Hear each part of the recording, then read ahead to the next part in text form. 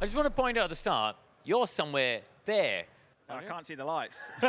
You started way down in 19th. And in fact, you'd cycled down to dead last because you'd gone for an early attack mode. Let's fast forward to somewhere in the final third of the race now. Lap 23, you are coming up into the pack. You've used the first attack mode, get in the top 10. Talk me about the tactic here now, because you started to come through the last attack mode. Yeah, so this looks like I'm now in my second attack mode, where we were actually one of the first out of that probably top 8 we were in, partly because we had good energy and I wanted some attack mode offsets to progress forward. It worked perfectly.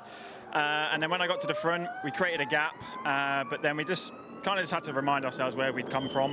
You know? I heard you say it on the radio, actually. Like, I heard you say, you know, just let's remember where we started. Yeah, exactly. Yeah, like I think the guys really wanted me to try and hold my own against the, these guys when they were coming with attack. But I was like, I've spent a lot to get here now. We need to re-establish and maybe, finish top 5. I think we perfectly executed that race. Yeah, I think, there was one point where actually Nissan were telling Oliver that you were the only one who was up on energy. I think you were sort of 1% up on everybody else.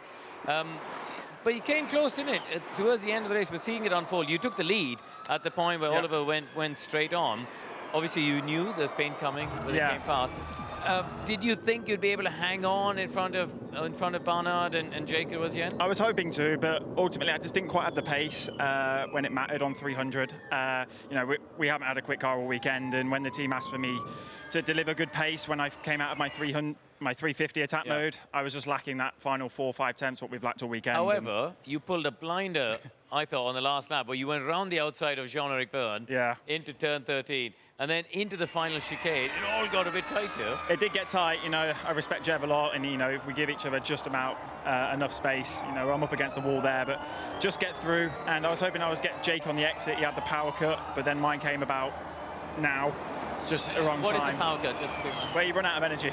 Basically, we're pushing the limits that much. I ran out of energy one corner before the finish. Obviously, a bit of a recharge into that final braking zone means you get energy back into the car, which enables us to finish the race. But 50 meters too long. But listen, last to fourth, you take that. I will take that after a weekend what we've had, and we'll take those 12 points. Okay, well done, mate. Onwards and upwards.